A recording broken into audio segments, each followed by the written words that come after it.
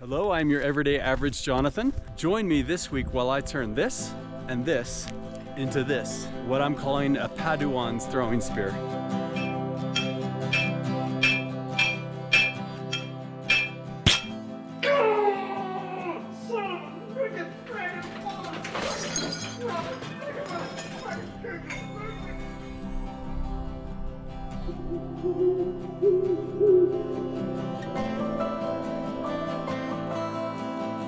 Hello, I am your everyday average Jonathan. I'm an ordinary guy with ordinary tools making extraordinary items.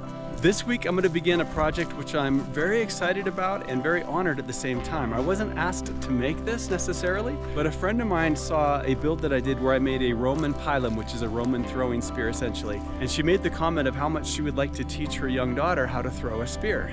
This is exactly how I grew up. Shooting bows and arrows, throwing spears, using swords, getting in all sorts of trouble, breaking things, hurting bodies, but in the process learning amazing things about life and about things that happened in long ago times, long before mine and my family's time. So what I'm gonna make is going to be a Padawan's throwing spear of my own design, but designed in the form factor, the size, the weight that a young teenage girl and her mother could throw it, potentially throw it a lot, stick it in things and have a great time. Like I said, I'm extremely honored to even be able to do this. It's gonna be a surprise for her and her daughter. So let's get to the shop and get started.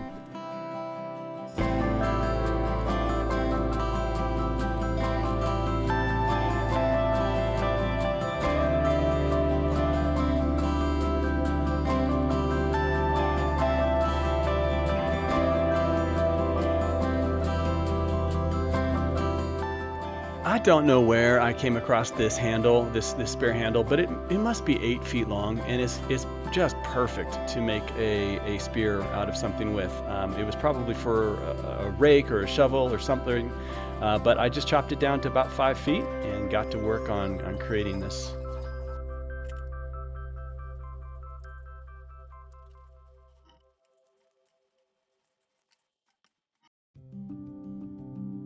All right, real quick, a socket. A socket is essentially something that's going to look like this. It's going to probably be tapered, like this is tapered down to a more narrow end, and it's going to fit over the end of a handle, kind of like this, right? So this is a socket. I actually don't know what this is. I pulled it out of the ground somewhere, but it's cool, I'm gonna keep it. Okay, there's 3 types of sockets, at least 3 that I'm aware of. There might be more, but 3 ways to make sockets, I should say. The first way to make a socket would be to take something, a round piece of solid stock that looks like this, and then you bore out the inside of this, essentially making a pipe, right? But you're taking round stock and you're gonna bore out the middle. That's very precise. It is done on a lathe. And the tolerances are probably going to be the best of any way you make it. That said, I do have a lathe, but I don't have the tools to bore out something like this. But more importantly, there's so much material removal and waste in this process that I don't need that sort of exactness in my tolerances. The second way to make a socket would be essentially to flatten out a piece of metal almost in this shape. If this is the top of the socket and then this is the bottom of the socket, forgive me, this is just a random piece of metal. But then what you would do is you would sort of roll these over and creating a conical structure with this particular form factor. You would use an anvil or a swage block or something to roll those over. At some point I will be making sockets like this. I've never done it, I've never tried it, so I'm not going to attempt it on the 2 spears that I'm about to make. But then the third way to make a socket is the way that I'm going to use it, is you just have a piece of pipe, and I'm going to cut this pipe down directly along its length, chop it off where I need it to be, and then form it on the anvil to forge. I'll probably get it hot, taper it the way that I need it to be tapered so that it fits round, as you will see. But I feel almost like it's cheating a little bit because it's probably the easiest way, and I don't even know if it's going to be the best way. I think the tolerances will be good, but either way, let's go see, let's go find out. And actually, upon review, I was wrong. Now that I think about it, there are at least 5 ways to make sockets. The other 2 would be extrusion, and then 1 would just be casting, which that piece of metal that I put up, that's actually was a casted piece of metal.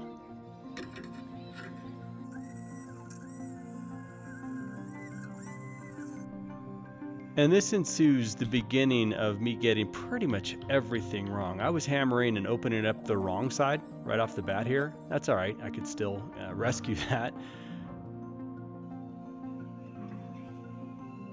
I am surprised how much I use the swage block. I think I use it in every historical recreation project that I do.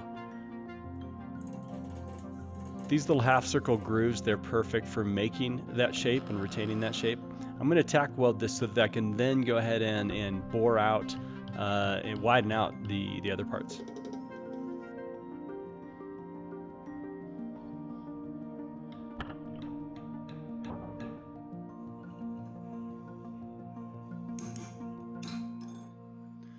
Okay, the socket is, in my opinion, about as formed as it's going to be. I'm going to have to do some Band-Aid work on it, but what I decided to do was a little bit of cheating, was instead of being a better blacksmith, I just decided to sand down the top of the handle, as you see here, the haft, and then be able to form the socket that is already in place, and I'm really not going to do much more with it, make that formed to the wooden portion of the handle. Because I got all of my measurements wrong and really the geometry and the engineering of it wrong, I have to make this additional piece of triangular metal, and I'm going to just weld it in piece. It just looks like Frankenstein, but it's my way of band-aiding this to get it to work. It did ultimately work, but oh my goodness. I mean, here I go. I'm done. I quit. I am never going to come back into this shop ever again. All right, I'm back.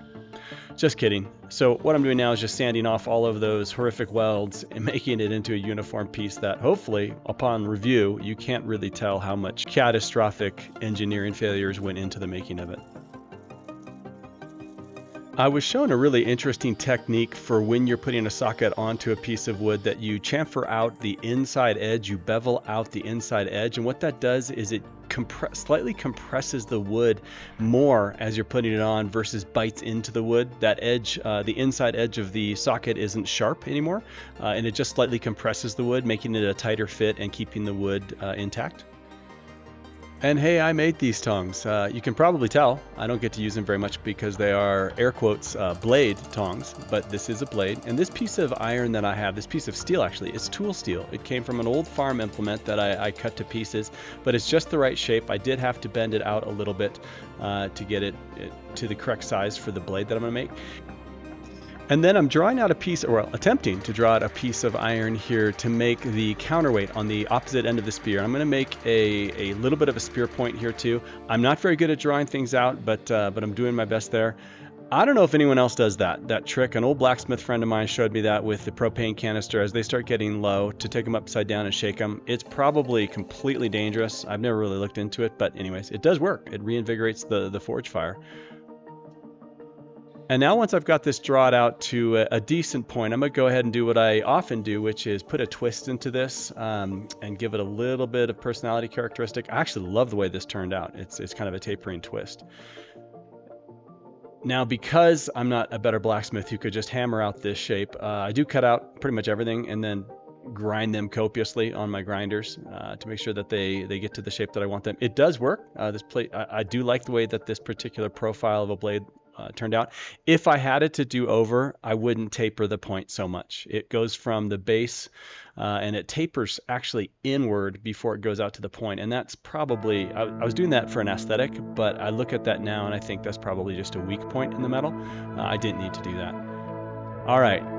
Here's where the big problems start to become illuminated. Upon attaching the spearhead to the socket, my engineering prowess failed me completely, and there's so much leftover space between the two pieces that I had to weld on this other piece of steel, and what I thought was going to be just, you know, a structural oddity turned out to be a complete piece of Frankenstein.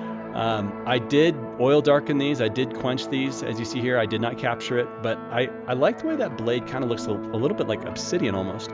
And now I really like the way this turns out. I'm going to pause the video here for a second because notice the coppering here. I often coat and line some of my items with copper on purpose, but this became copper coated simply because of the residual copper within the forge. And somehow, even though I didn't rub it all over the inside of the forge whatsoever, this was completely coated in residual copper that was molten inside my forge. It makes me think that the copper is pulled in almost via osmosis or something. Very curious and very interesting.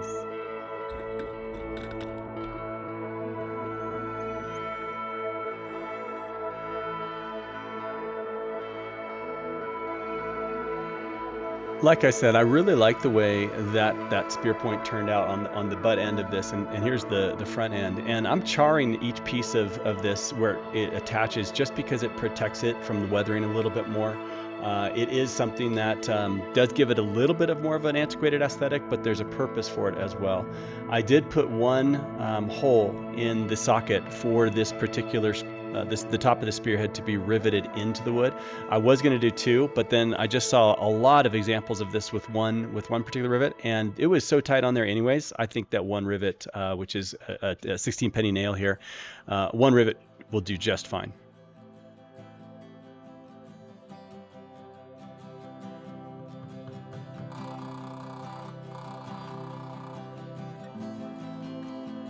Now I'm heating up my stamp, my artist touch mark, my blacksmith touch mark, the all-important touch mark, and sometimes I go back and forth on this. I think that when I make something for somebody, I often think, do they really want to see my touch mark in it? And do I have a right to put it in there? Absolutely. But there's many times that I think, man, I don't know, maybe it shouldn't be there. But in this case, I was selfish and put it in there. This is the final product. I dig it. It came out really good. Having that store-bought handle. It's a light handle. It's a light piece of wood. It's very straight and very strong. So I like the way that it came out.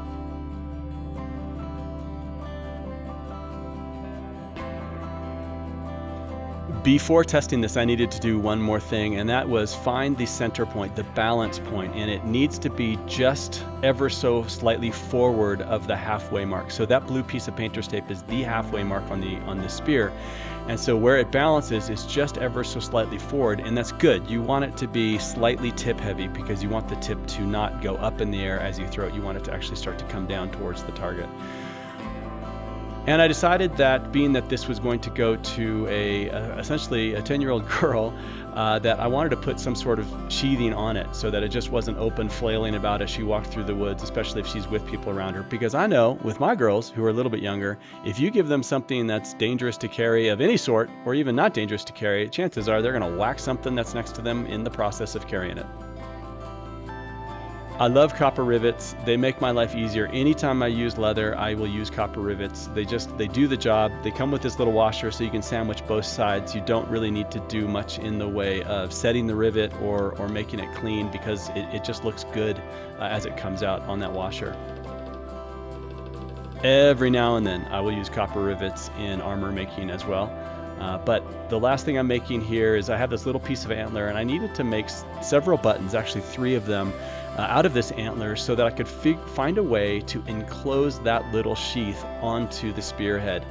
And for some reason, this took way more engineering mind power than it should have. It should have been a very obvious manner and pathway towards that. But it took a lot longer, admittedly, than it should have. Then I apply a little bit of boiled linseed oil, and off we go to test this thing out. With my faithful handmaidens waiting for Daddy to succeed and cheer me on, we're out in the snow. We're going to throw at the same target I've thrown at before. And ha! Oh, miss. Even the dire wolf next to me was unimpressed with that one. But here we go, round 2. And this spear was such a joy to throw. It almost threw itself, if you will. And here we go. Hi-ya! And it stuck beautifully, stuck perfectly. It made me look good. I felt like Achilles in the Battle of Troy, just hurling spears, sticking them right and left. Although I did only throw this one time. But it like the Roman pilum I threw, went straight through this 1/2-inch sheet of plywood, which is pretty impressive. Now my 8-year-old daughter had begged to try this, and being that this was going to be used by a 10-year-old, I let her have a wing at it. And the first impression I got was that I had failed her as a father and was going to let her know that was a terrible throw. But then I saw the look on her face, and it was all worth it. I did come up and reviewed her throw, and indeed, she had stuck it in the bottom of this little aspen tree.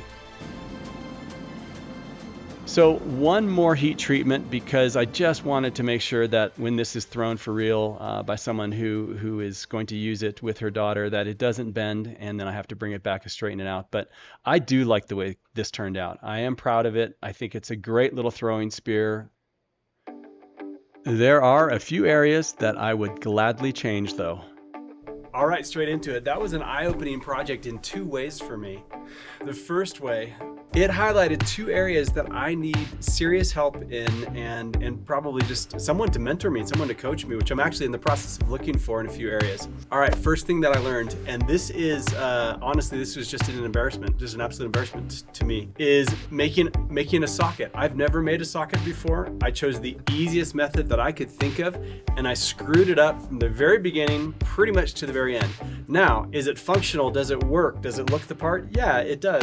But it took so much rescuing from my part, so much extra work, extra labor on my end. Once I had the socket made, welded, sanded, and I went to mount the spearhead to it, it became immediately apparent that there was something else wrong too. The socket ends in a circle in a tube like this, and the spearhead is super duper thin. So it's coming against it like that with all of this leftover open space on the end of the socket.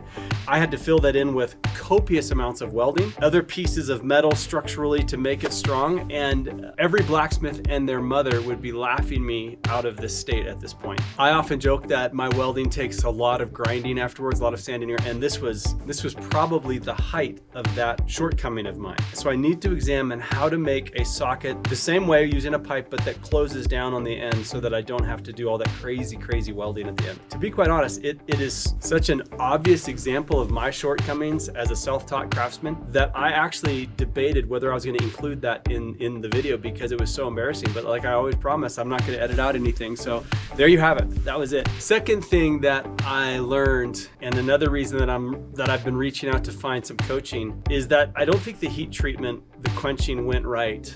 You didn't see the quenching because I forgot to film it, or the video camera didn't get it. But what should have been very stiff tool steel at the end was still decently malleable. So as you saw at the very end, I went and re-quenched it again. We'll see if that takes. All right, third and final point of learning. It's not really a learning, it's something I've already known, but I'll share it with you here. And that is, I often get asked, well, why don't you open up a online storefront or some storefront and sell items that you make? And there are several answers to that question. Probably the first answer that I end up giving is, and this build demonstrates what I'm about to say completely, and that is because I'm self-taught and because in glaringly obvious ways like this build, I'm not that good. My builds, especially when I'm building something for the first time, they tend to take probably 3, maybe 4 times as long as an experienced blacksmith or woodworker would take. Involve a heck of a lot of band-aid work, cleanup work, refining. If I was a better craftsman, I wouldn't have to do that. And the third part of that, for all the same reasons, I don't enjoy that as much. I don't enjoy all of this extra process because I know that it's my shortcoming. I know that there's a faster way to do it. I just don't know what that is yet. And like a lot of things, when you're